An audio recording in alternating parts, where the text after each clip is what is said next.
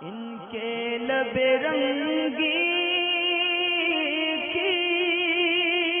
نچھاور تھی کہ جس نے وعلیکم السلام ورحمۃ اللہ وبرکاتہ۔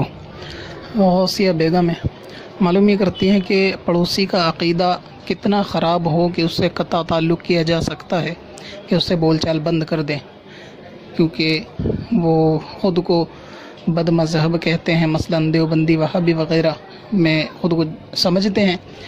تو باقی ان سے بھی ایسی کوئی گستاخی وغیرہ سرزد نہیں ہوتی، تو اس صورت میں کیا کرنا چاہیے؟ میرے گمان سے آپ پڑوسی سے مراد آپ کی پڑوسن ہوگی، تو اگر کسی کا عقیدہ جو ہے وہ ایسا ہے کہ وہ فقط نیاز فاتحہ کرنے کو سنی ہونا سمجھتا ہے یا بریلوی ہونا سمجھتا ہے، اور نہ کرنے والے کو دیوبندی ہونا سمجھتا ہے، اور وہ یہ سب کام جو ہے نا مستحب جتنے کام ہیں، ایصال ثواب کرنا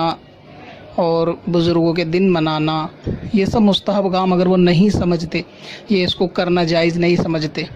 باقی ان سے کوئی ایسی گستاخی ثابت نہیں ہے،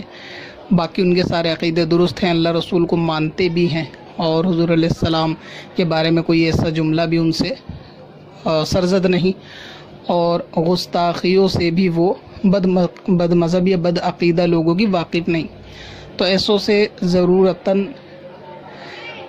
اصلاح کے طور پر ان کی نیت یعنی یہ ہونی چاہیے کہ ان کی اصلاح عقیدوں کی جائے، دعا سلام وغیرہ رکھا جا سکتا ہے۔ پھر اگر آپ دیکھیں کہ یہ اپنے عقیدے پر جمے ہوئے ہیں گمراہی پر، اور آگے خوف بھی ہے کہ یہ دھیرے دھیرے بد عقیدہ ہو جائیں گے یا کفر تک پہنچ جائیں گے، تو پھر ایسی صورت میں قطع تعلق کر لینا چاہیے، یعنی یہ کہ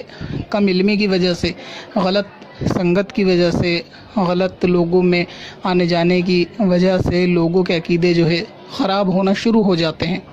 تو شروع ہوتے ہی کسی کو کافر نہیں کہہ سکتے، تو اسی لیے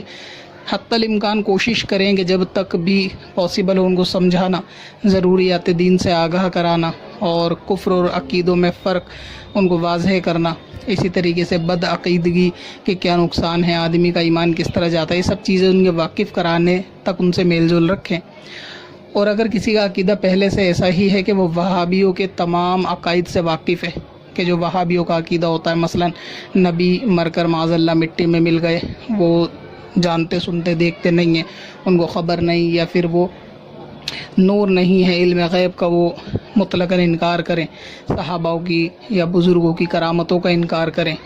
اور یہ سب معاملے ہیں جو بد عقیدے کے ہیں، ان میں بعض کفری عقیدے بھی ہیں، تو اگر کسی کا کھل کے ہی یہ عقیدہ ہے تو پھر ایسے پڑوسی سے قطع تعلق کیا جائے، ان سے دعا سلام میل جل وغیرہ کچھ بھی نہ رکھا جائے۔